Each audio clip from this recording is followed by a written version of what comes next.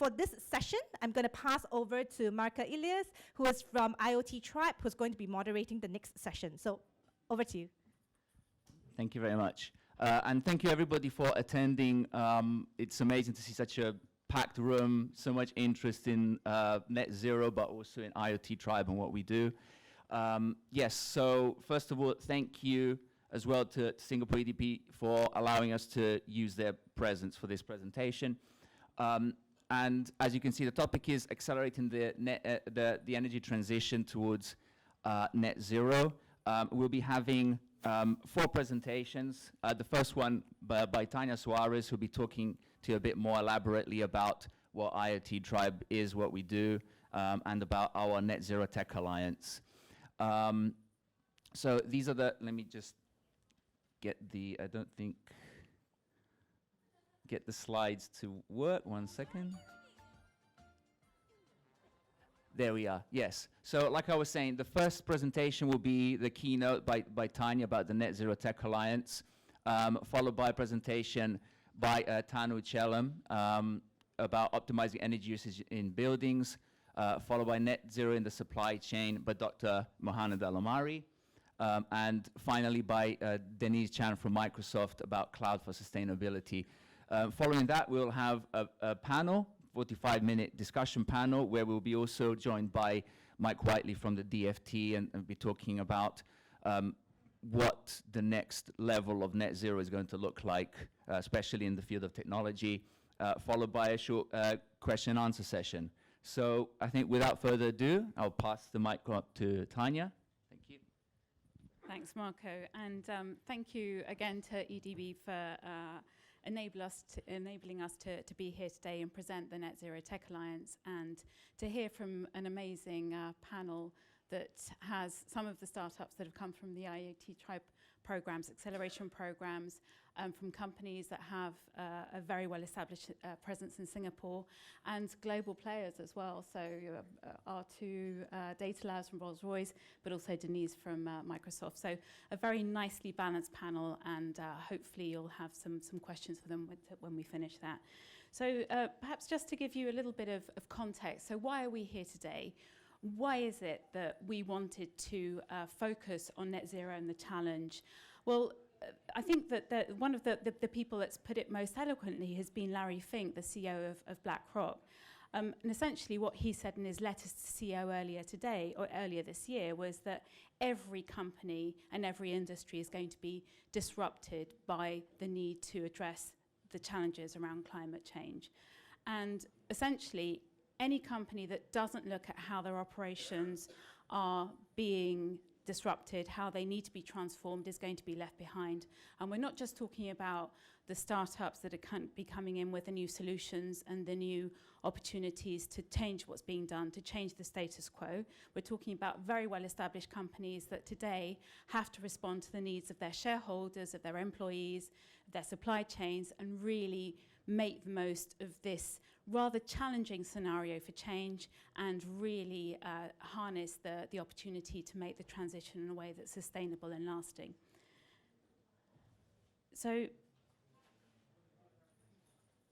essentially, what is the Net Zero Tech Alliance? Well, we started working on this about 18 months ago when we were having conversations not just with the startups and the technology stakeholders within our global ecosystems, but also with large corporates who were being told by their shareholders, by their employees, but really importantly also by their C-suite, that they needed to make real progress in how they were addressing their business outcomes and that transition to net zero.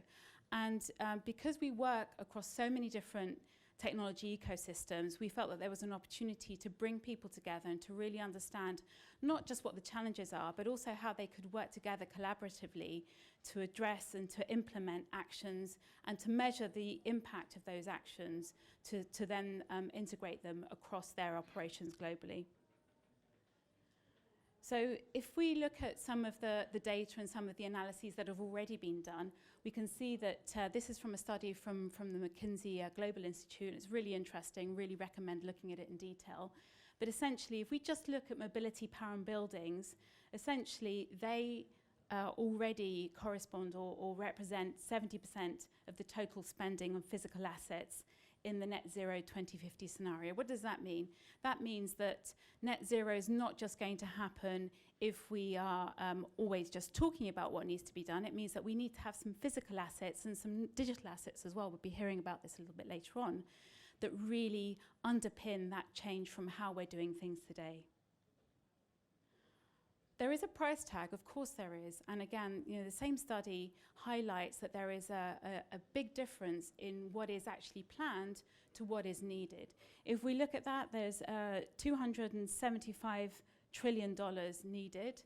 At the moment, if we look at the policy landscape and the investment landscape from public and private actors and stakeholders, we're around the 250 million mark. So if you think of the UK economy, just so that all those zeros make some kind of sense, the UK economy is around 2.7 trillion.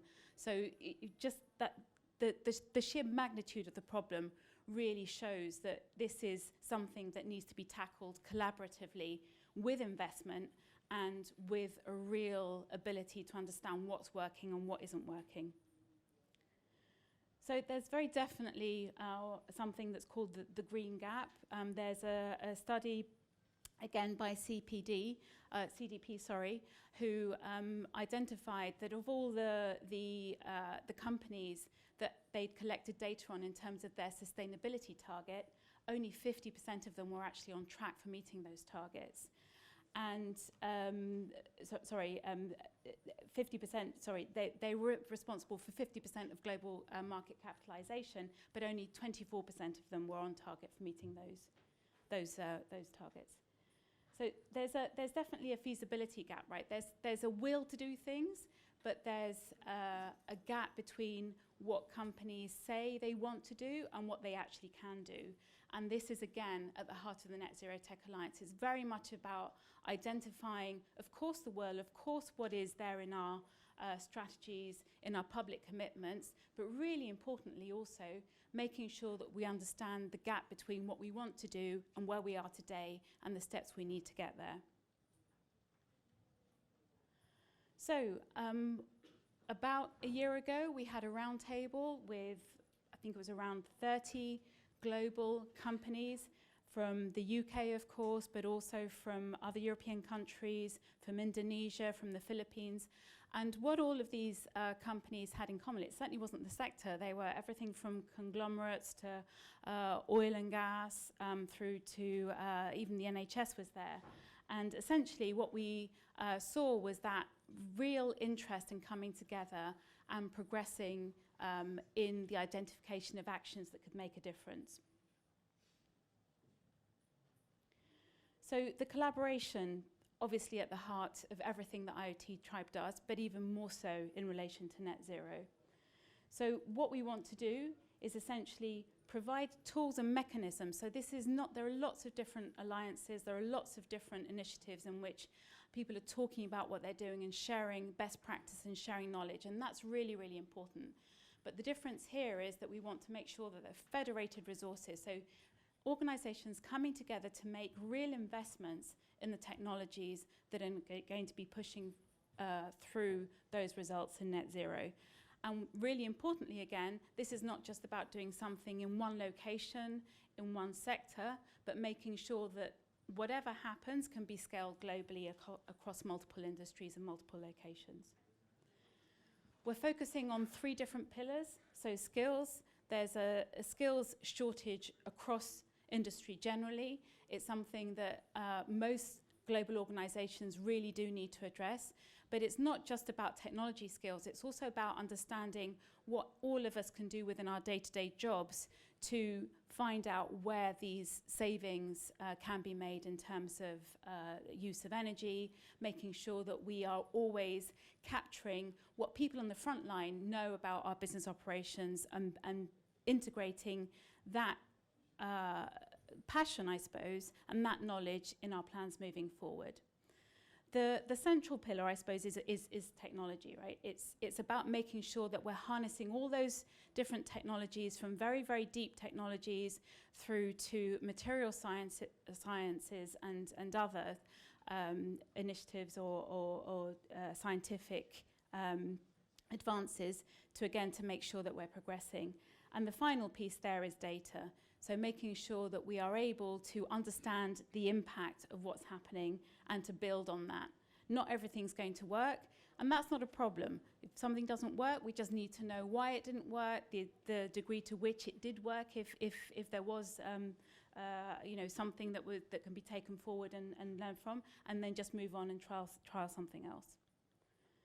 So members of the Net Zero Tech Alliance, of course, from industry. So we're focusing at the moment on construction, built environment, manufacturing, energy and utilities, supply chain. But also we have enablers. So the public sector plays a really, really important role. But so do professional organisations such as the Institute for Engineering Technology, making sure that the next generation of engineers understand what the challenges are and how they can harness the power of these new technologies moving forward. Financial services. Making the transition in certain industries is not going to be cheap. So the banks and all the financial service providers need to be able to have the financial instruments to support that. And of course, academia. And we're very pleased and very honoured to have UCL as one of the founding members. So I won't go through the themes in detail, but essentially the themes come from the interests and the action plans of the members. And what we're seeing at the moment is the need to really apply a systemic approach. So making sure that we have test beds for the technologies to operate, to be embedded, but also to be measured, and that can be taken forward. I think that the final thing is to say it's not just good for the planet, it clearly is good for business as well. We want to make sure that there is, of course, a focus on reducing the carbon footprint, but there also needs to be an alliance with what companies are telling their shareholders, their employees, their supply chain partners as well. We need to make sure that there's an optimization of resources, but also that businesses become more resilient to what is absolutely going to be a challenge-driven kind of climate future. They also need to be aware of how being within the Net Zero Tech Alliance and making sure that these technologies can be incorporated into the business can be a source of competitive advantage. This is just one of these things that we have to do within business. And finally, of course, and this links back to the resilience piece, we need to make sure that all of these companies, but also the employees and the skills that are within these companies, are future-proof. So I think on that point, just a little bit about Iot Tribe. We are a global builder of ecosystems, technology ecosystems. We're London headquartered, but we have operations in Singapore. We've run acceleration programs ranging from connected places. Dan here from Measurable Energy is one of the shining examples, and we'll be hearing from him later. But also space technologies. The arena, the new technologies, the emerging technologies that are coming on stream now and that can be applied to climate change and making sure that we can all change how we do business is absolutely incredible. And we're really proud and pleased to be able to do this launch here today. So without further ado, Marco, I think that you're going to be introducing our panelists now. Yes. Thank you very much. Thank you, Tanya. Yes, so the first presentation is going to be delivered by Dan Williams from Measurable Energy. Here you are. Thank you very much.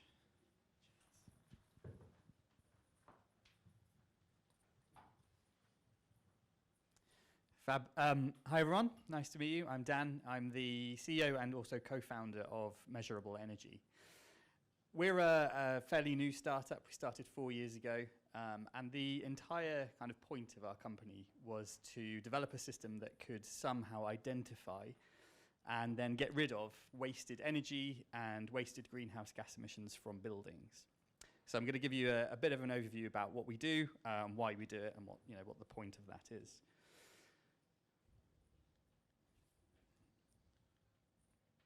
So we focus on something called small power, and small power can sometimes be called plug load power.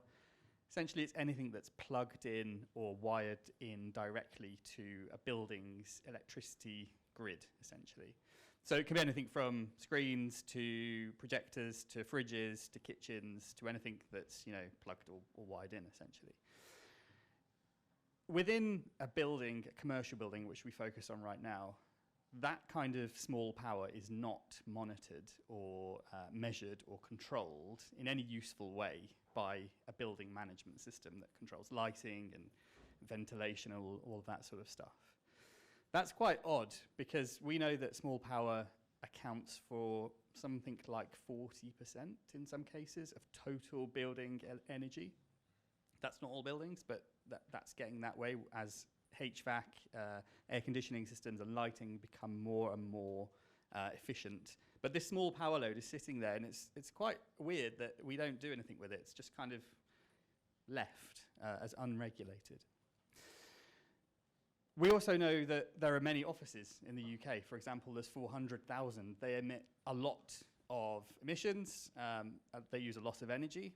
And you know, this is kind of a view that's replicated across the world in every commercial building, in every household even. So it's quite a big issue that you can see is developing through this.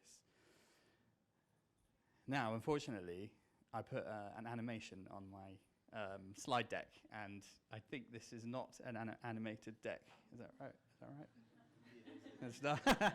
So you might have to, I don't know if, can you? Yeah, you might have to just squint slightly at this screen, but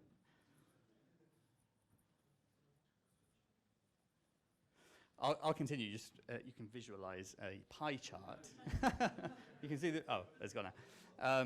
So this pie chart basically describes the total building energy and what like a commercial building is made up of. So 40% is small power.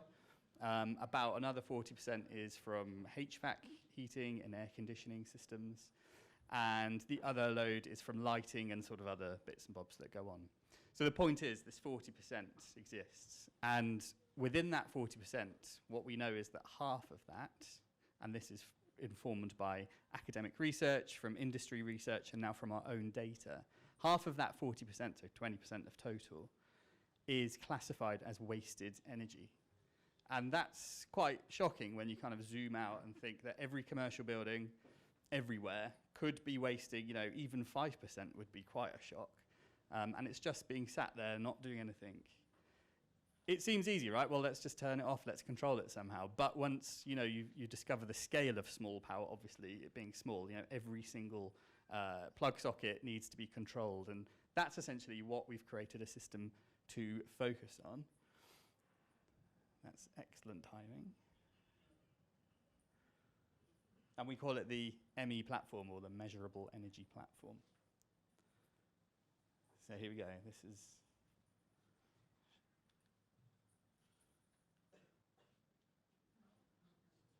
Here we go. Okay.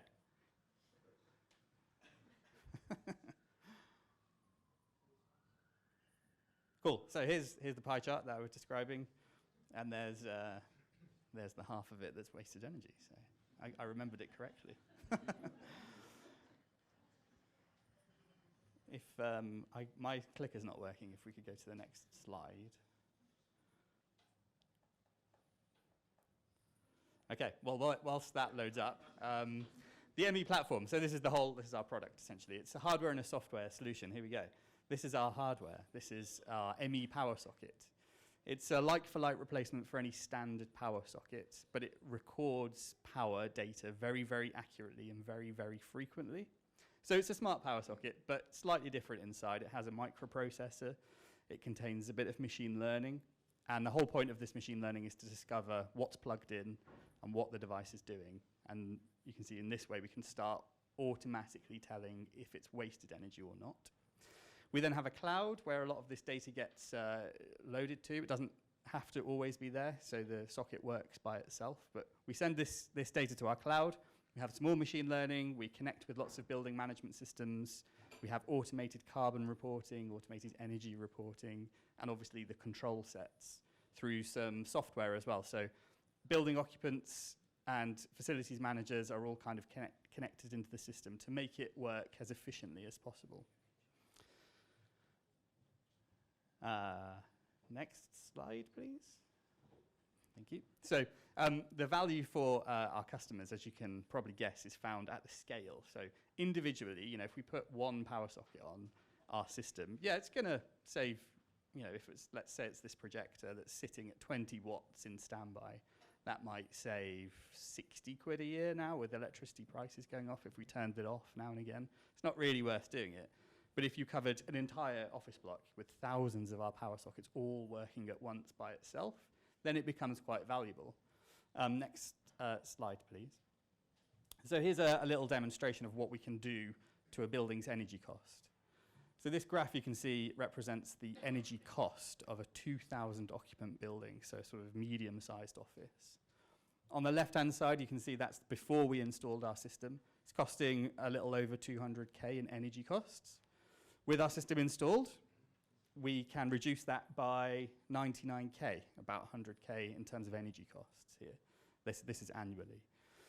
You can see that we very simply can do that by turning stuff on and off automatically in the background. So we aim not to annoy people, but you know, at night time, especially when there's no one there, and at weekends when there's not a lot of people there, we can very simply wipe that out.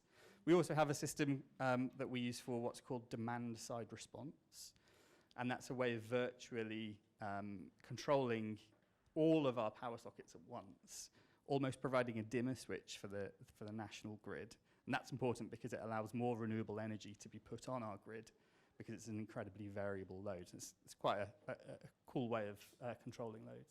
And then we very kind of conservatively estimated 5k saving from all of the automation that our system brings. You know, carbon reporting, error checking, device anomalies can all be automated with our system, and that's been fed directly in. The payback from our system is less than a year with current electricity prices.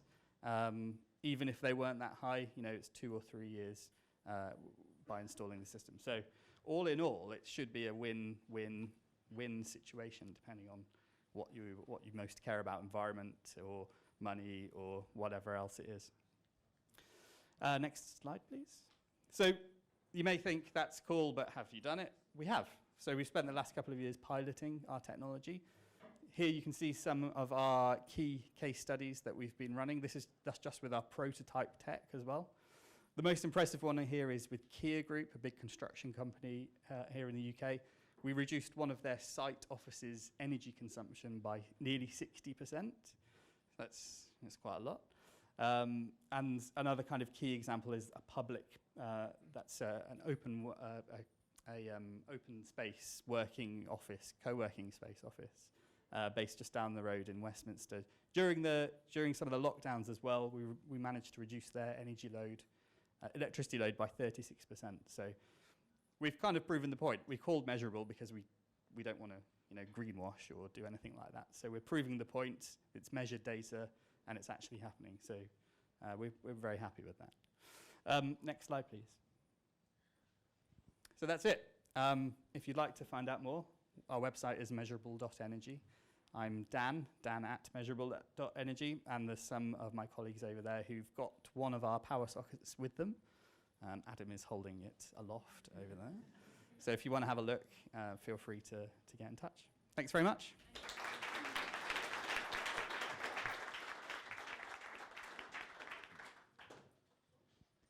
Thank you very much, Dan. Terrific presentation.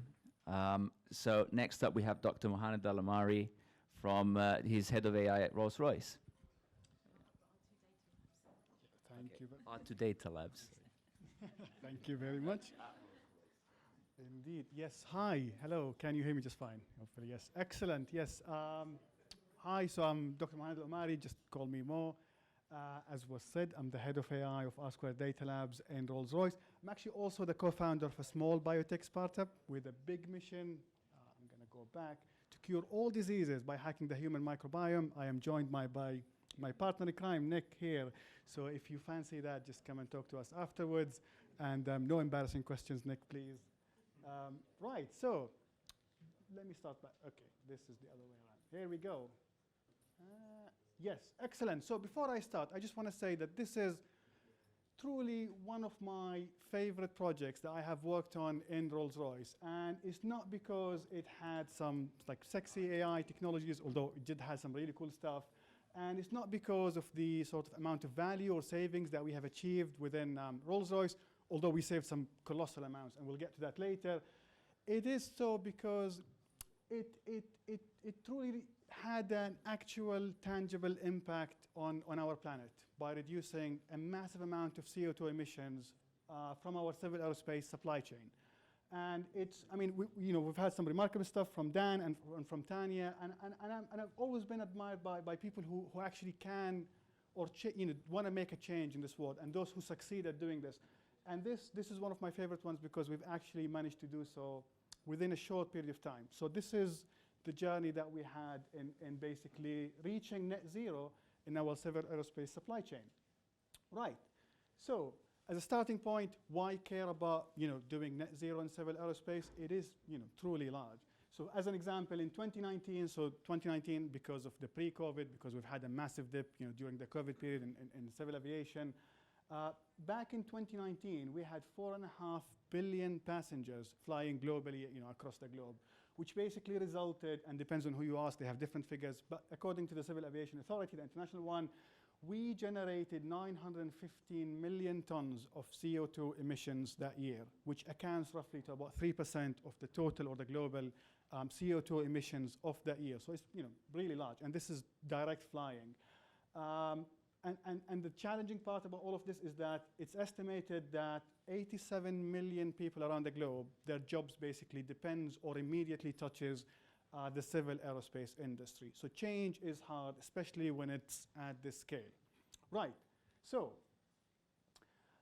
this is one of the slides that I like. It's going to be a bit salesy, but it's actually good because typically when we talk about net zero or different sort of initiatives that corporate have, usually it says we will.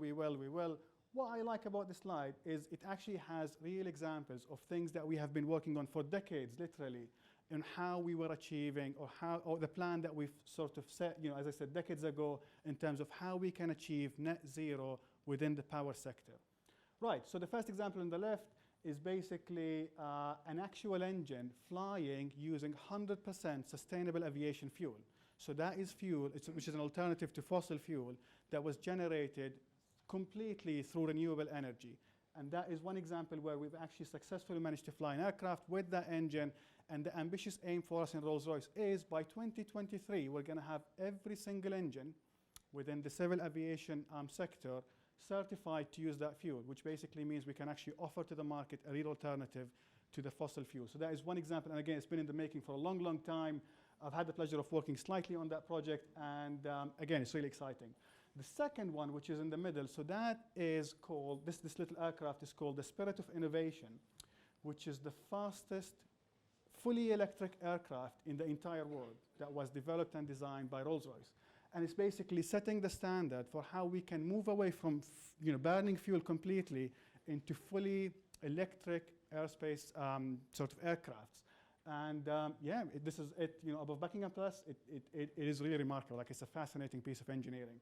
The last one is the initial design of how the latest small modular reactor product from Rolls-Royce looks like. So this is a small civil nuclear reactor. And again, depends on where you stand with the whole civil nuclear industry.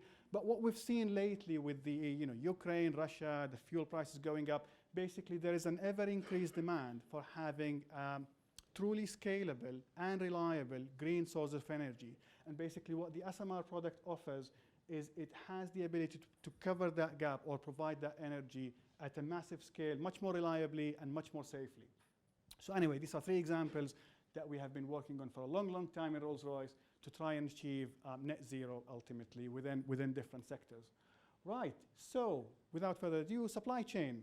So again, I had some animations, but that's perfectly fine. So what we're looking at in here is, firstly, I just want to introduce why our supply chain is not easy to optimize or not easy to basically achieve net zero with. So our supply chain is basically naturally set in this multi-tier architecture. What multi-tier means is we start on the left-hand side with something we call melters. So these are huge or colossal organizations, probably 10 times the size of Rolls-Royce. They dig metal off the ground and basically provide you with the mix of superalloys that ultimately ends up in an engine in a form of billet or different forms. Anyway, so they make alloys. The second tier is something called the forgers. And the forgers basically get the billet, the small billets from the melters, and then forge them into these basic shapes, for example, a ring. And then those are shipped to a machinist, and the machinist have these extremely highly accurate machines that can basically precisely manufacture or machine the components into what is ultimately the final component, which ends up in one of our engines. So that is basically the journey of any one component in our engine. Starts with raw materials, then forging, machinist, and then ultimately ends up with in Rolls-Royce, where it gets placed within an engine. Right. Again, some animation, but ignore all of that mess. It's supposed to be a simple story, right? So the story here is, for any one component, basically we pick at least 2 suppliers that will make that component at different percentages. Say, for example, 70% of that component comes from supplier A, 30% come from supplier B. The reason why we want to do that is risk mitigation. So if something happens for any one supplier or in any one country, like a natural disaster, we do not want to end up with an interrupted supply chain. So by having this concept of dual sourcing, you end up with a more resilient supply chain. And we carry that concept across our entire supply chain. The challenge is, and again, it's proper mess in here, but basically it builds up from the same component being deployed across different engine programs. And the way we source the components across the engine programs is basically different. So it's not unified across components, it's unified across engine programs. Again, there's lots of good reasons why we're doing that. We don't just love complicating stuff, although engineers do, but that is not the point in here. To make things more complicated, as if it's not complicated enough, the same component can actually end up being used across different verticals, so within the civil aviation and the defense sector. So the same component can be used across different components. And why that is an issue? Because if you remember at the time of COVID, no one was flying, but actually the defense sector saw like a massive boom in terms of demand because we suddenly had to fly troops to get whatever it is that we needed back into the UK, and that meant we needed more spare parts and more components into the defense. But what that meant is that as we were battling through COVID, countries were shutting down, factories sometimes going bankrupt. We had this risk that we're basically carrying is we did not understand the full implications of making any one decision within our supply chain. For example, can I cancel that order, or what the impact is of closing that supplier going down, which was happening on a daily basis. So we needed a way to understand and assess everything that is happening in our supply chain. And that was the starting point, really. So what we did back then is we devised a number of bespoke image processing capabilities that allowed us to digitize literally every single document in our supply chain. We're talking millions of documents in here, and extract key information and insights from all of these documents through natural language processing. And what that meant is that for the very first time in Rolls-Royce, we actually had a digital replica of what is happening in our supply chain. And again, as I was talking the story, the real life is still different to what we have on paper, but it was a good approximation of what we had. And again, we were able to basically, again, for the first time, assess lots of different scenarios. And what that meant is, as a consequence of having all of that data, so I'm just going to briefly talk to you about our supply chain. It's actually quite impressive. We spent, for example, in 2019, we had about £3.5 billion spent across our supply chain, 50,000 unique items. We order thousands of each. 7,000 alloys, 5,000 vendors across 60 countries in all 6 continents, so all of them has to be managed. To do so, we employ 300 individuals within civil aerospace alone. Their job is just to make sure components continuously arrive into our engines. I mean, it's a colossal operation. It takes a lot of manpower to manage all of that. 12 different data sources. This is what I typically moan about data and how it is in corporates. It's never clean. 90 Rolls-Royce plants, 70 engine programs, lots of different suppliers. And again, just to give you a scale of how much we buy every year, we buy enough super alloys to build 2 Eiffel Towers every year, which is about 20,000 tons. It's a big number.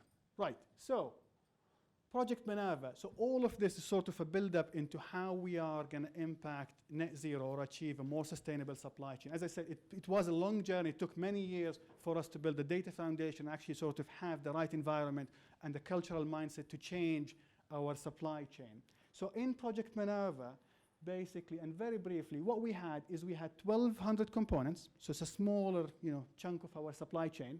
20 suppliers were bidding for it. And it had an estimated spend of about $1.2 billion over 10 years. So we're looking at $120 million a year. So it's not big, it's sort of decent. And the challenge that was set to us is, can we optimally source these components, the 1,200, across all 20 suppliers to save cost? That was the initial plan. Can we save money? Because we have all the data, we have got like a team of AI people. Can we save money?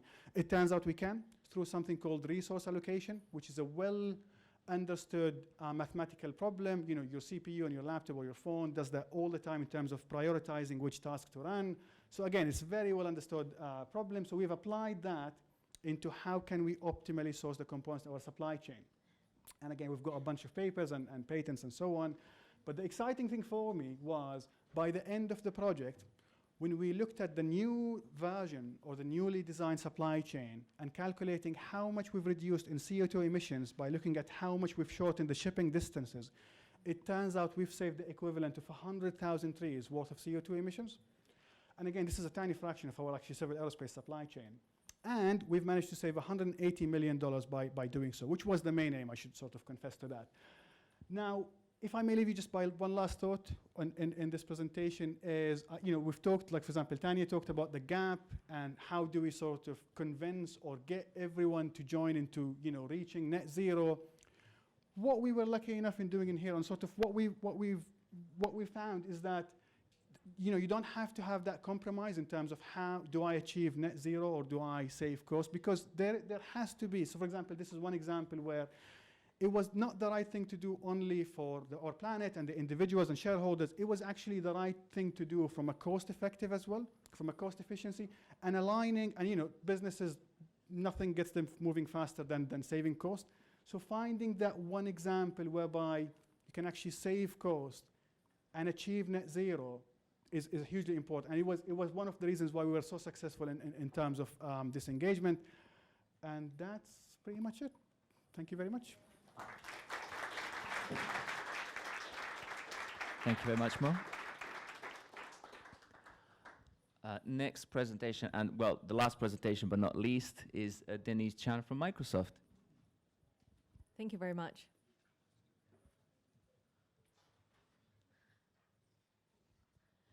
Hi, everyone.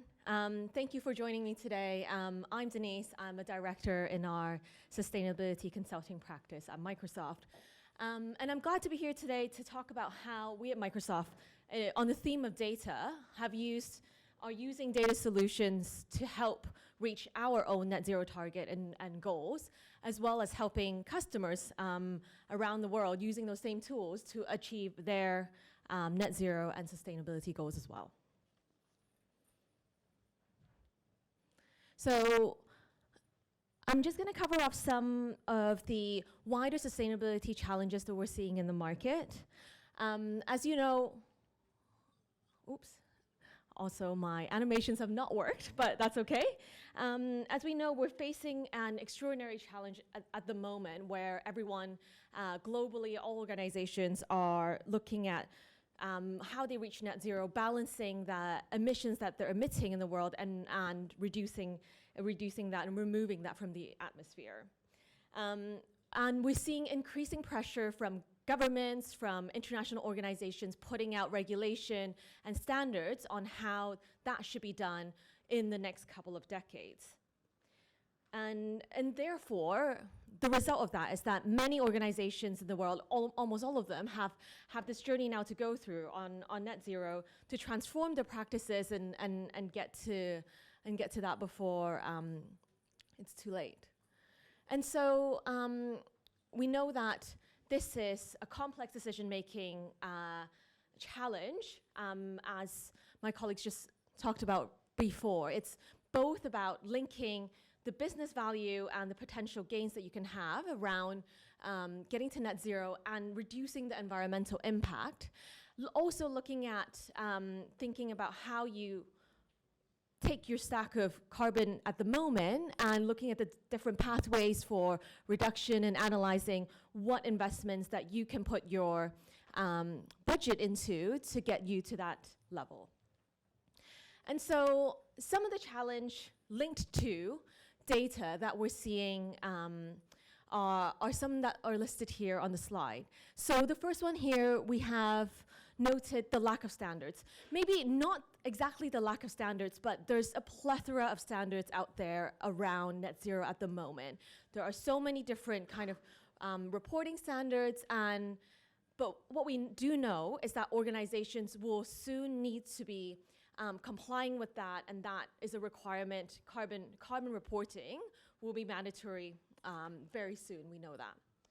Another challenge that we're seeing is also that the current way of gathering this sustainability data within organizations at the moment are mostly through non-auditable Excel spreadsheets.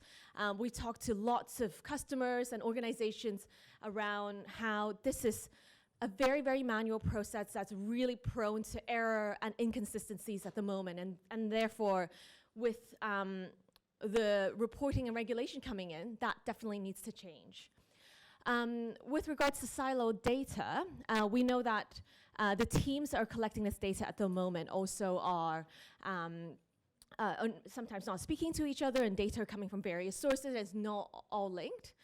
And on value chain transparency, this is the problem with scope 1, 2, and 3 carbon that I will be talking about, but needing to understand how your carbon footprint is across your whole value chain, upstream and downstream, in your supply chain and in your life cycle use of your products. And then lastly, there's definitely a trade-off in terms of what kind of initiatives an organization can take to undertake this journey. And so on the chart here, we've listed a graphic that looks at what organizations need to do and think about on their carbon emissions. So we have here scope 1 direct emissions, scope 2 and scope 3 indirect emissions. And all of this is data that needs to be accounted for, stipulated by the GHG protocol, when an organization is thinking about recording and tracking where the emissions are. And all of these streams are important. However, one thing I wanted to highlight is that beyond the immediate opportunities or activities of an organization, so it's direct operations, actually solving scope 3 carbon management is super important, because up to 90% of any company or organization's footprints are typically not in their direct operations, but upstream or downstream in their supply chain or in the product use. So in order to get a complete footprint of where your carbon footprint is, this is something that needs to be well understood. And actually, this is where a big question mark is for many organizations at the moment. And so now I'm going to jump to a little bit, tell you a little bit about Microsoft's journey on how Microsoft has undertaken this challenge so far, before we share a bit about what we're doing to help our customers. So it's been more than a decade since Microsoft has undertaken action around sustainability. It starts with the first carbon emissions goal that was set out and put out in 2009. But in 2020, we set out a new and more ambitious target around going beyond carbon neutral to net zero and true net zero.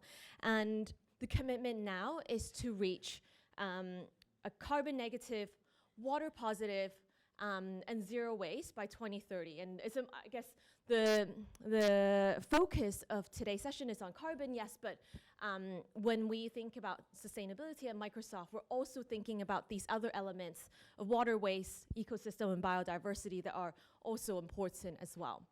And then after 2030, the aim is to continue on the net zero journey, but also to remove all of the carbon that has been emitted since the company has been in operations in 1975, up until 2050, that is.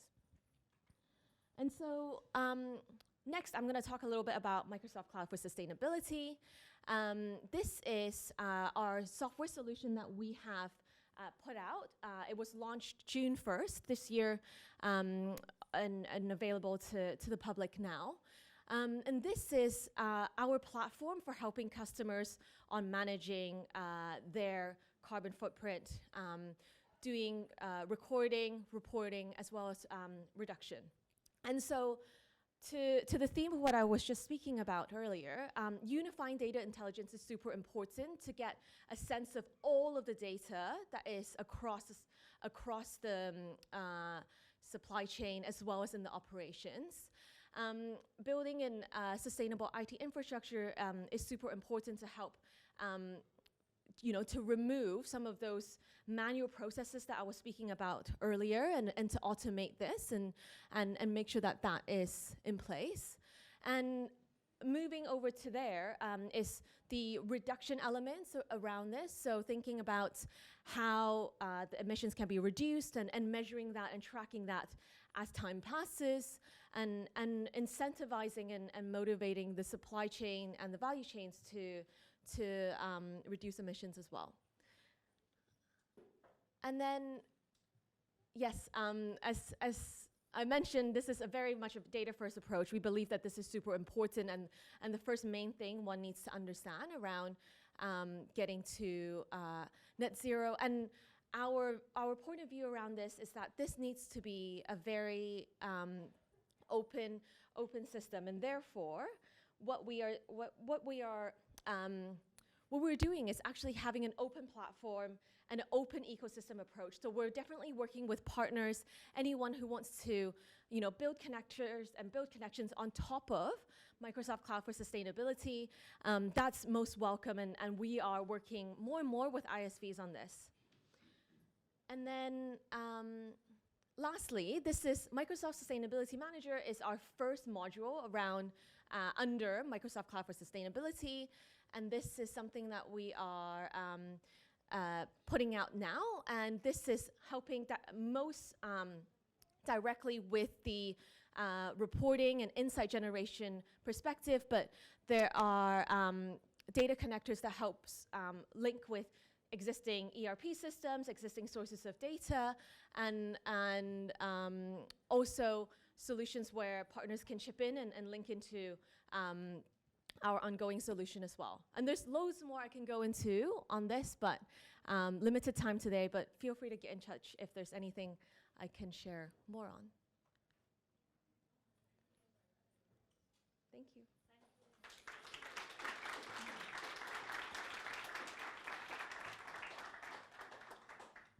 Thank you very much, Denise.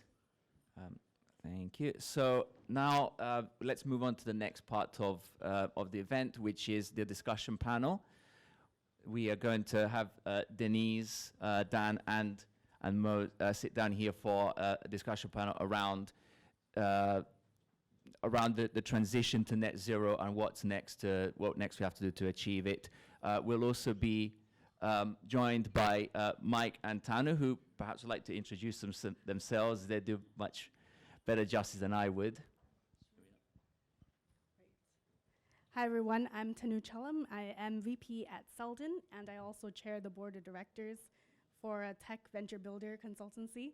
I'm originally from Singapore, so everything I talk about is either talking about the US, UK, or Singapore, because those were the places I've lived at. My background has honestly been quite varied, so I started my journey by starting companies and then decided I wanted to do more entrepreneurship, found my way into big companies that wanted to do startup-like things, and that's what I've done in the past 10 years or so. Before this, I was at Autodesk, which is, you might know it for AutoCAD. It is the headquarters of that product, and we did a lot with the net zero transition there. And one thing that I've brought over to my life at Selden is really around operationalizing machine learning and being able to use AI and insights to be able to do better for the environment and everything everyone has just talked about with data, I really am passionate about. So looking forward to chatting some more in a bit. I'll hand over to So feel inadequate now. It's not quite as impressive background. So I'm Mike Whiteley. I'm head of hydrogen for Department for Transport, just down the road. I've got an academic background in electrochemical engineering, so batteries, hydrogen fuel cells, all that kind of stuff. And yeah, looking forward to talking to you guys about how we're going to decarbonise transport. Thank you very much, both. So if I could please ask the panelists to take a seat.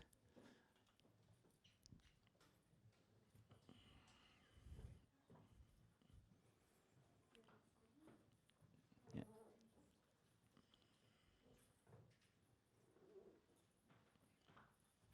Thank you. So I think, yes, as I mentioned, the topic of today's of this event is transitioning to net zero. So whereas I believe it is quite well understood at this point, especially probably by the audience here, what net zero actually means, I suppose the way of achieving true net zero isn't necessarily. With that in mind, I believe that whereas so much progress has already been made, what would the next step be? What next is needed in order to achieve true net zero in society? Does anybody wish to start giving their own opinion, or should I just pass the mic to Dan? Fair enough. Actually, I would kind of go back to a little bit how Microsoft look at the view. Quite enjoyed the kind of the steps of the process. I can't remember exactly what they are, I'm sorry, but I know they were sort of focusing on data and getting data together, making sure it's the right kind of data, not an estimate. And it's a bit, you know, how we do stuff. We're measuring probably what could be considered as the most simple thing, you know, measuring the electricity consumption of something. It's really easy to do, but on scale, on mass, it's really hard. And I think using technology is very good, you know, at doing lots and lots of things very, very quickly by itself, automatically. I think if we can embrace that a bit more, I think that's a good step towards, you know, the next stage of measuring and managing emissions. Okay, thank you. Oh, does this one even work? Right, yeah. Okay. Thank you. Yes, so I guess that reminds you of a motto: you can't control what you can't measure. So, yeah, thank you. Anyone else? Yes, Mo? Thank you. Yeah, I think to fully achieve net zero, there's obviously the long-term vision or the long-term plan that we're going to work on for decades to try and resolve this. But actually doing the small changes or the small wins helps massively to accelerate that. Because as was mentioned, everyone has a plan. Almost everyone is late on that plan.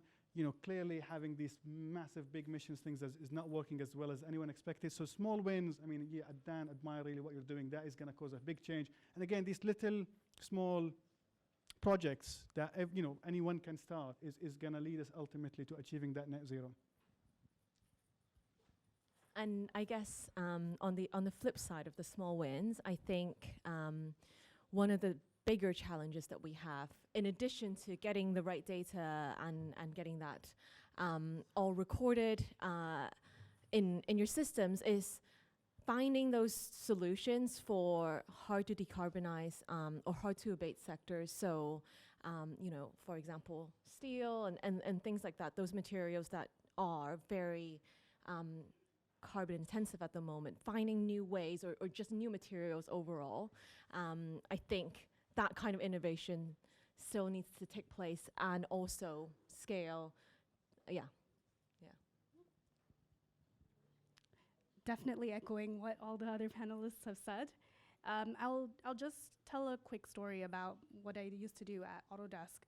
So at Autodesk, we help to build, or we used to help, but what do you say when you stop working at a company? So at Autodesk, basically, we help to design and imagine and create all sorts of things. So you'll know it for designing bridges or designing and creating chairs, for example. One idea that Autodesk had was to really use AI to help manufacturing processes be a lot more efficient. So I'm not just talking about looking at the carbon footprint, but rather cost of materials and how to use and optimize more things and more materials more effectively. For example, if I was designing a chair, I would just think about those 4 spokes and then put something on it. But if you ask an AI algorithm to design a chair and you choose cost optimization for it, it actually is going to design something very different based on your inputs. It might design 2 spokes and it might be intertwined materials rather than actually hard materials, so that it actually has pockets of air, but it's still stable. And it's impressive what all this technology can do. And if you think about using AI in all these applications, it's not just saving on the cost of resources or the materials, but actually therefore making it cheaper to produce, and it's going to increase your ROI overall. And if you imagine doing this at scale, multiple machine learning models at once, doing these sort of example predictions to help you save on cost and make it easier and faster to manufacture, that is in exponential terms, right? So I just explained one example for a chair. Imagine doing that for everything you see around you. That's going to be a lot of cost savings, and it's better for the environment, it's better for the world, it's actually going to help you produce a lot more things cheaply, but effectively, and actually continue to have more continuity, I guess. You don't have to worry about, like, is this chair going to break in 2 years? Because one of the inputs could have been around sustainability and the materials being longer lasting. So there's all these considerations to take into account, and manufacturing specifically is a great industry to start with because the impact is far-reaching. Thank you very much, Tanu. Yes, yeah, Mike.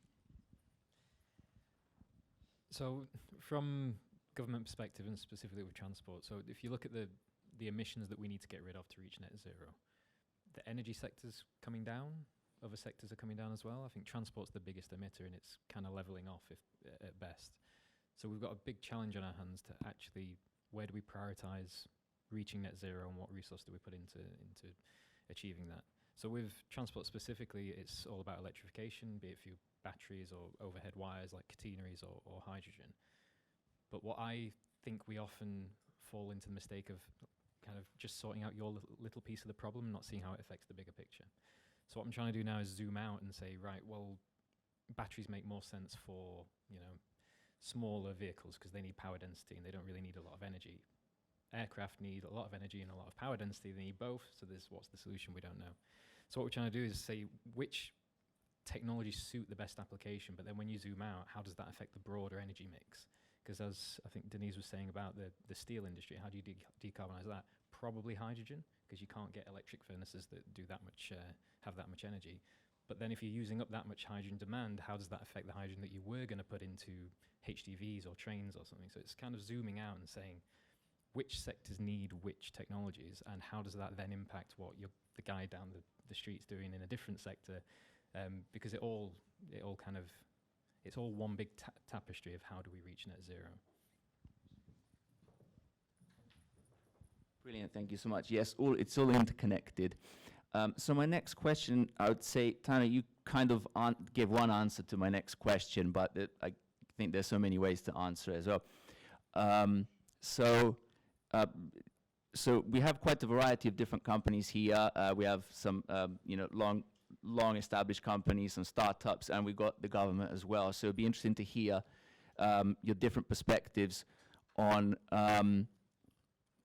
basically what drives your organizations, what make the passion and commitment is so obviously there and the investments are there, but what drives organizations to be so committed to net zero? Would it be the end customers and users, or is it shareholders? If it's the shareholders, then what drives them?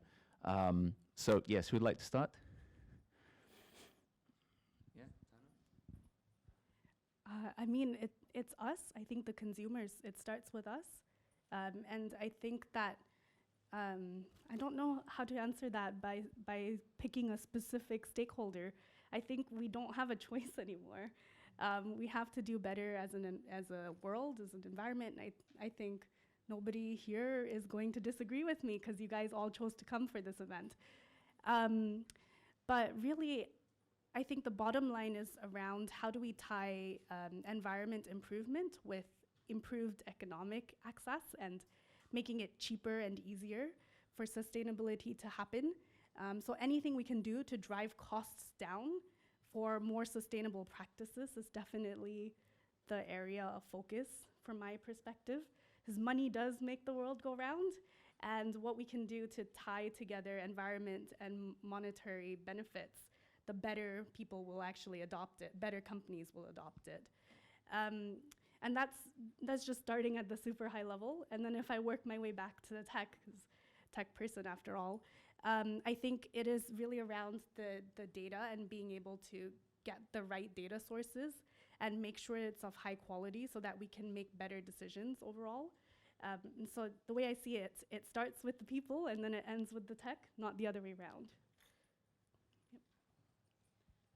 Yeah, I think from the perspective of Microsoft, which is very different to the individual consumer, is that I think the commitment started 10 plus years ago with a carbon reduction strategy, but that ambition has ratcheted up more and more as the company saw how important this agenda is and saw the direction of travel on where we're heading. And the focus now is very much on both how do we sort our own house out, but also how do we help all of our existing customers who have Microsoft products already use the tech that, revolutionize, slide decks on PowerPoint, but how do we use similar way technology to make the carbon reporting, understanding carbon footprint and organizational change more effective and easier. Yeah, thank you. Yeah, no, definitely echoing that. But just sort of a comment on the question. It almost feels that, like the question implies that net zero is forced upon corporates as is it the consumer, is it the stakeholders sort of forcing the change? It's not that, right? It's an opportunity, really. And as we are, yes, it takes time to actually align your business targets or goals with how do we achieve net zero. But once that's done, this is sort of like a more suitable question, because if you can answer that, then it's no longer with the stakeholder or the consumer, is the business actually itself wanting to change, because that's the right thing to do by the business first before it is for everyone else.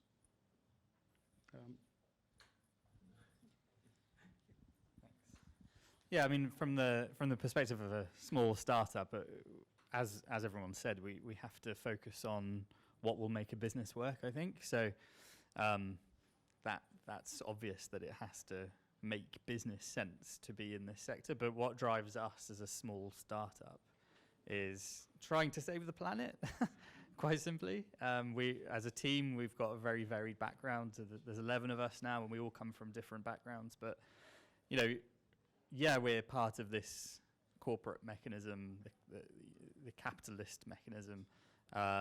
We can't simply just snap out of that as we are at the moment. You could theoretically, but we're not going to do that.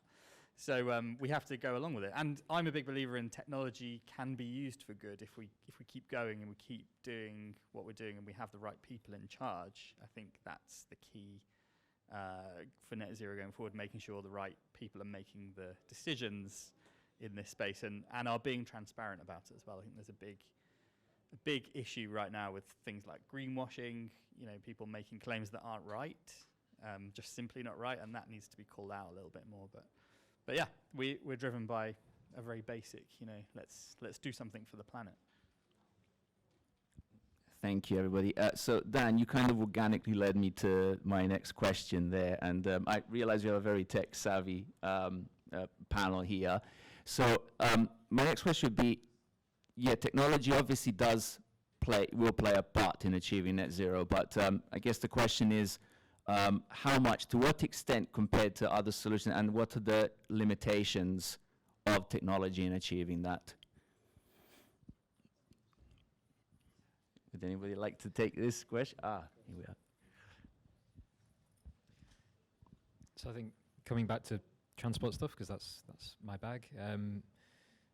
There's limitations, there's fundamental limitations in thermodynamics for how efficient a battery can be or how efficient a hydrogen fuel cell can be.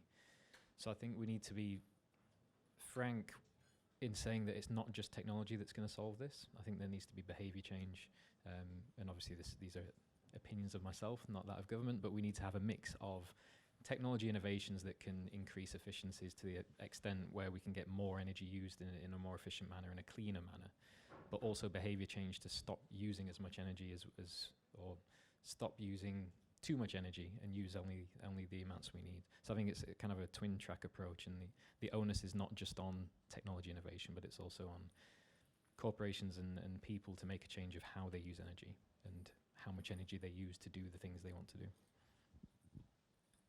So to add to that, so basically, people lead change, right? Technology enables them to do so. And I guess the risk of sometimes trying to oversell the technology is you have people saying, right, well, technology is going to fix everything. Why bother almost? So it's that I just don't see that being the case anytime soon, unfortunately. Yeah, and I totally agree with everything everyone just said. And I think to add to that, at a broader level, I would say that policy change at a national level and also at an international level is really important to support what organizations are all going through at the moment. So I would push and add to the list policy change, but also real commitment by both people and organization and teams to change the way that they do things at the moment, and to spur the innovation that's needed in the areas where we don't yet have solutions, I think is also important. Going down the chain. So the way I see it, I think I did explain one example about that chair and all the materials going into it. But ultimately, the technology is only as good as its inputs and how it makes decisions. And if there are no good examples of like AI being used to make good decisions that are more like good in the sense environmentally good rather than just monetarily good, then we're gonna keep having the same outputs. So if you're looking at the limits of technology, I think it's making sure that you're feeding it the right information, being able to say, well, this was a good example. And so now for the tech geeks out here, this is looking more at like supervised machine learning rather than unsupervised, so that you can control what the outputs are, so that you're telling it what is good, rather than in unsupervised machine learning areas where you just give it a whole bunch of information and you tell it to figure out what is good. I think from my perspective right now, the tech is limited in how it can decide what is good. And so we need to be able to collectively say these four examples were good, therefore I'm gonna feed that into the model to make a decision. So the limits, I think, are really on making sure we're putting the right inputs in and therefore expecting the right outcomes. And we probably have to steer it a bit more because historically we haven't made environmentally good decisions. And if we just throw data at it, it's probably not going to reach the right outputs. Thank you. You agree with everything. Right. I'd say, again, this is so great. So many of your answers actually lead me to what I'm going to ask next, and specifically now, Tanu, with you, what you just answered, the question is for everybody, of course.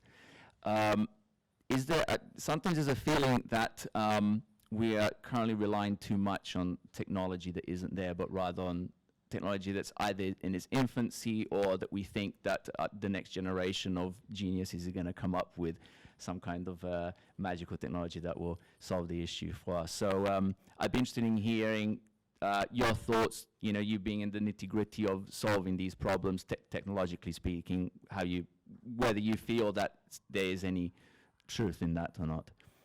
Who would like to take it? I'll start. Yeah. It's a good question. I think technology is ever evolving, right? So there are always things happening and it's always being created. And I think there's perhaps someone in the government last week said something like the technology exists, we just have to use it correctly, which I don't agree with, but we have to keep developing and keep using the technology even in its infancy, it has to be used. It has to be developed. That's the only way we get investment back into technology to then make it better and better and better. So, you know, I think we should all use as much as we can that's focused on the good. You know, maybe an electric car isn't so great because of the battery, but an electric car is still better than a fossil fuel car, in the sense that it will lead towards better technology going forward. So I think having, you know, the kind of view that you should use technology is correct, and I think we are using very immature technology at the moment to help us go forward, but it's not a bad thing. I think it should be viewed as a really good thing. We should all latch on to. It will never be perfect, but the only way forward is to develop it. Yeah. There was a Gartner study published, I think, last year or something like that, that looked at AI adoption across the world. And in the past 4 years, we went from 40% of companies, don't quote me on this, but off the top of my head, 40% of companies 4 years ago were interested in using AI. And then today, last year, it was 80%. So there is a lot more interest, but then the next question is, so then how many people are actually using AI? And that really just tumbles. I think the tech may be starting to be there. I don't know what your opinion is there. But really, I think it's the adoption of AI to solve all these problems is not common. And forget the net zero problem. The adoption of AI in general is not common. So getting on the machine learning maturity curve, in some sense, it's quite an uphill task. So first, we have to start with the data. I think everyone has been saying that, and especially in the presentations. So looking at what can we use AI for in this scenario is nascent, right? So we don't really know how the impacts of it are going to be in a couple of years. We'll find out. So I think we're super early stages on how to use tech. And the stuff that Dan's doing is impressive. You can have that in your houses, and then ultimately we're making a difference, right? It's not just businesses. Yeah. Do you want to start? So I think if we look back at fossil fuel use for energy generation, when we had steam engines for decades, and the first ones were awful, and then they made them better, and then there was a step change, and then there was fossil fuel internal combustion. They were awful, and then they got better and better. And now diesel engines can be 45-ish% efficient, which is really good for an internal combustion engine. But then batteries came across, and there was a step change. So I think there's always going to be these step changes. You know, I don't have a crystal ball, so I can't predict what the next thing's going to be, if we're all going to have nuclear cars in 10 years' time. But we will incrementally keep increasing the performance of what we have. And at the minute, we have zero emission options, which are great. But all it takes is one material discovery to change something, you know, on an exponential basis. So we need innovation in the tech sector to decarbonise. We work with what we've got now. We incrementally make that better and better, but there will be a little startup somewhere that finds something and changes the world in the future. There must be. So if I may, just a slightly different view. So I think in all the examples that you've mentioned, right, so across all of them, I think it's safe to say it was hard to deploy any one of these systems on the global scale that we've seen, right? Net zero is no different. It is hard. And just somehow imagining that, of course, technology will make it easier. Absolutely, I completely agree. But is it going to make it easy? No, I don't think so. Therefore, and this is what we've seen, what we've demonstrated, for example, that supply chain optimization example is that we have the technology. It's not AI, actually. It was just resource allocation. It's an optimization technology that existed, you know, decades ago, that we've managed to deploy and develop. Yes, it was hard, but you know, that's sort of, if that's what it takes, then that's what it takes.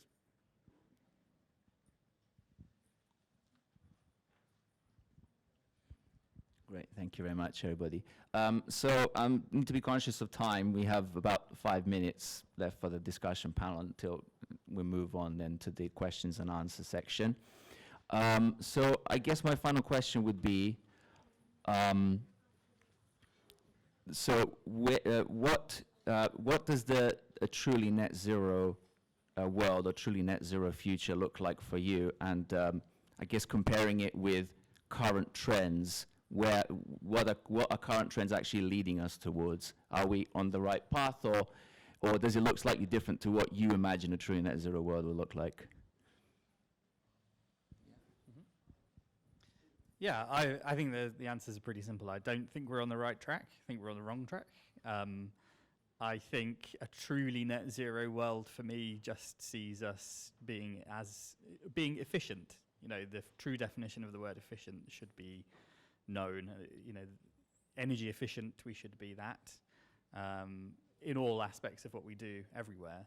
And we're starting with power sockets. That just shows you how incredibly behind we are, because power sockets should have been done 50 years ago, not now.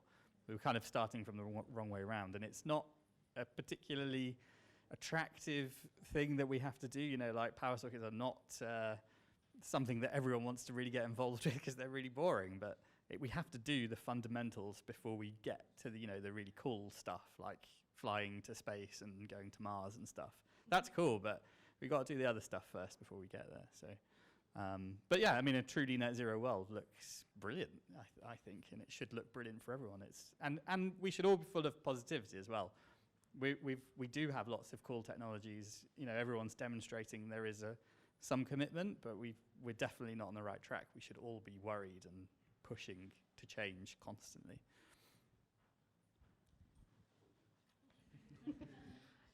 What a big question. I think I'm going to take a slant building on, I think, what I was presenting about earlier. So right now, no one is going to question whether or not you're going to receive an invoice from a supplier with the cost of what you owe them and what you need to pay them, right?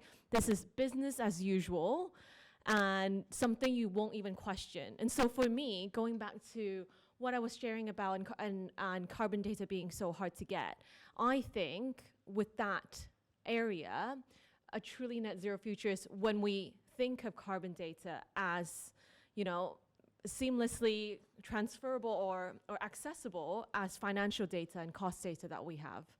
Fingers crossed we get there soon. So just to exactly, so actually, some good news. We are now considering the CO2 emissions or ranking our suppliers by their CO2 emissions, and that is definitely influencing our decision whether how our supply, who's allowed to bid, and if they bid, even if they are more expensive because there's a CO2 bill, then it's not necessarily going to go for the cheapest one. Yeah. So that is from a Rolls-Royce supply chain review, it's exactly that. Bigger question to the government? So I don't know what the answer is. The net zero world, in terms of from a transport perspective, is unclear. We're generating evidence now, so this year we've announced 2 separate big projects to find out those things. So in maritime, we've put 200 million into the UK Shore project, so it's looking at how do you decarbonise maritime. We don't know what the answers are there. Batteries for big ships, probably not the answer. So is it hydrogen, is it ammonia, is it nuclear? We're trying to generate that evidence now. And also with HGV trucking, that's one of the big emitters in the UK as well. We've put 200 and something million into that as well this year to find out, test these things at scale and generate that evidence to inform our policy as it goes forward. But what net zero looks like, it's anybody's guess.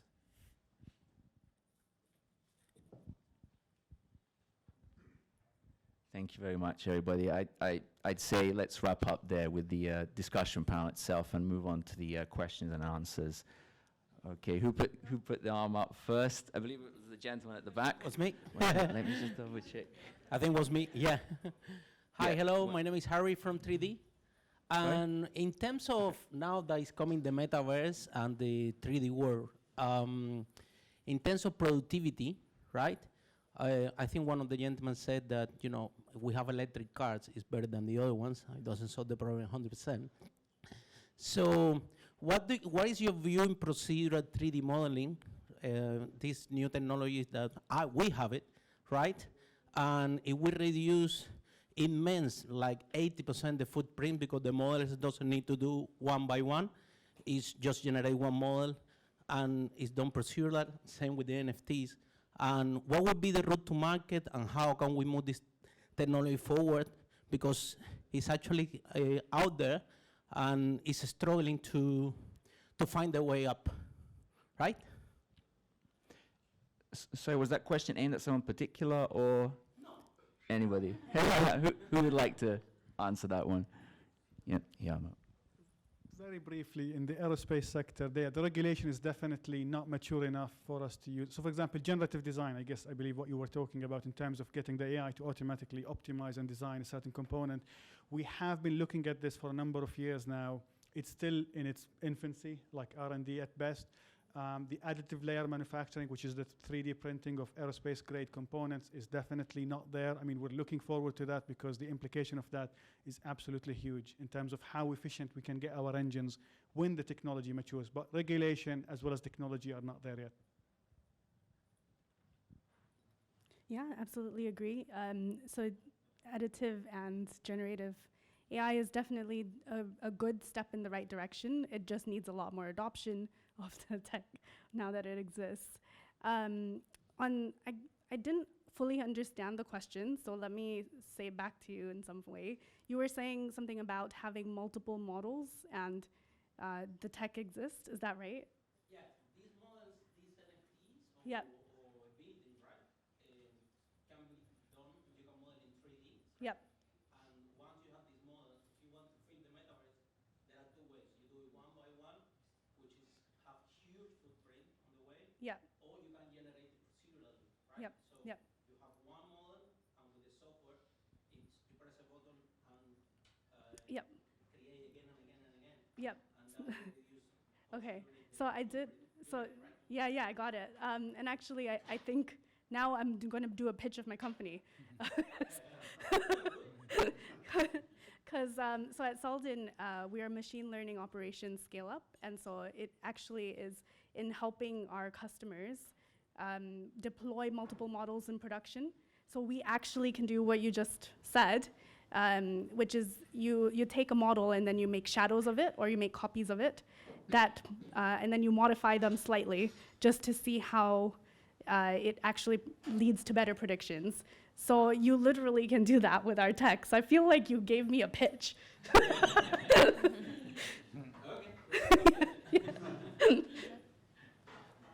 Thank you. Next question. Oh, sorry, the microphone was this one behind you. Sorry. You're next. I promise. Oh, should I start? Okay.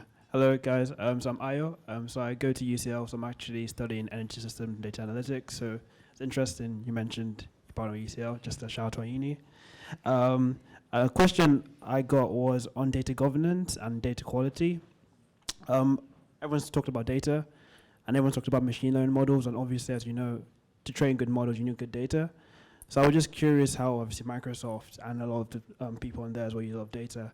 How you're ensuring that there isn't bias in your predictions, because obviously the data is still infant in its collection. So I'm just curious on that. But yeah. Who wants to take that one? Yeah. I feel like this is basically me doing a Selden pitch at this point. But no, that is actually the hardest problem to solve. Data quality, data governance, and bias. So that's basically the root problem in every machine learning model. So one of the things that we have at Selden on top of the model deployments is being able to see why the model has made the decision it has. So this is, we actually can work across both black box and white box techniques. So with reasonable accuracy, we can guess for you why the model made the decision it did. This is incredibly important, right? Because typically in AI, you get inputs and then something happens and then there's outputs. And then the whole question is, why did that happen? And nobody knows.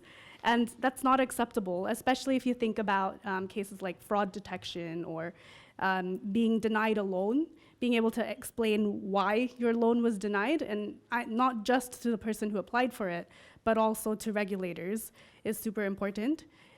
So having explainable AI is, I think, the way to get to reduced bias in it. But then you have to come back to the start of the process and retrain your models so that they're better. And you have to do it consistently, especially as new data comes in. So the biggest problem there. But it has gone a little bit away from talking about net zero. So let me just also say that when you're looking at AI applications in net zero, the implications may not be personal, but they are going to be far-reaching. Yeah. Yeah, I guess from my perspective, in terms of the customers that we work with on this issue, what I didn't speak about that much is there's a whole team of not just sustainability professionals, but supply chain professionals and people working in different operational units or factories or sites that are responsible for this data. And everyone, we talk and think about a lot on who's accountable for what, who's responsible for what, and having that assignment and noting that down and working with our customers on that is super important as well, which is, I think, one element to the question that you raised. And the other is, of course, in the way that we have structured a product, there's validation and checking of there's the error thresholds and things like that, so that the data that comes in that's flagged. But then there's people who are responsible for things who look at whether or not this makes sense overall and etc. So thanks. Yeah, that is a great question. I am. So data governance is definitely what keeps us up at night. So every time you step into an aircraft with your family, with your kids, you are quite literally trusting us with your life. And therefore, those mission-critical applications, there's basically zero room for error. And we were talking about unsupervised AI, that is a big no-no currently where we are. I mean, everything has to be understood, traced, transparent to the nth degree, because otherwise, no one will trust us. That's why. Sorry, do you wanna?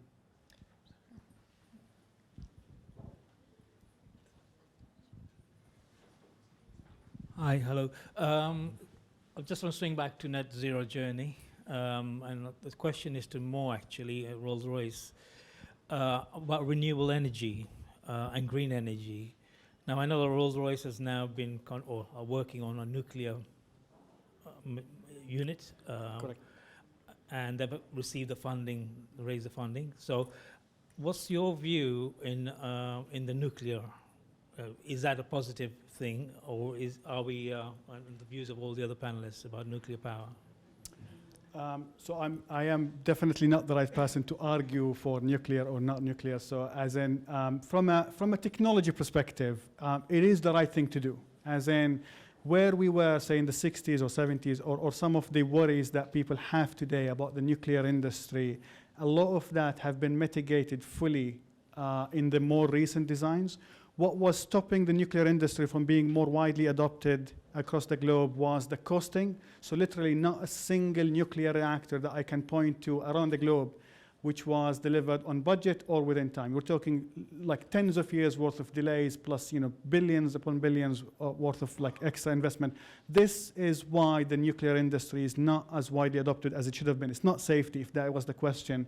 So the main focus of the small modular reactor, which is the name of the program that we have at Rolls-Royce, is how can we ensure the delivery of course, a safe reactor, but on time and within budget. So these are the two main selling points of the SMR reactor. And to do so, data, AI, machine learning, all of that is hugely important in our journey. Actually, supply chain, so just as an example, it takes literally 6 years to order a pump for a nuclear reactor. So if you have a nuclear reactor which has a failure in its pump, it's going to be offline for 6 years. And it costs more than $1 million for every day the reactor is shut down. So you could imagine how much cost we're incurring if we mistakenly ordered one less pump than we should have. So there is, I mean, this is where it's getting more and more widely used through the development of small modular reactors. So is the nuclear based on a submarine nuclear plant? I mean, I've been on a nuclear sub before. So are they based on that system? So no, and yeah, so Rolls-Royce does also the nuclear reactors for the UK Ministry of Defence, the submarines, as well as other technologies. This is a completely separate branch and separate technology. Okay. And the whole point is it's small and it's modular, which means you can build more of them, which means you can stock more of the spare parts and so on. Can I place an order for 4, please? Yeah, I'm literally, I've got places to put them. Just to follow up on that, I think SMR in nuclear needs to play a part in net zero. My personal opinion is it's a really good base load. So if you wanted to put wind farms and solar panels to do 100% of the UK's energy mix, you'd have to oversize everything for when you've not got windy or sunny days. But then when you do have windy or sunny days, it's overspec'd. So you have these fluctuations in curtailment. So nuclear can give a good baseline, a good solid, like we know we need this much for these houses in this industry. And then renewables can pick up that kind of transient weather dependent energy load. Great. Thank you very much, everybody. And thank you all for coming. I believe this brings us to the end of today's panel. I'd like to thank everyone for joining us. So, yeah, please have a coffee and, enjoy the rest of your day. Thank you.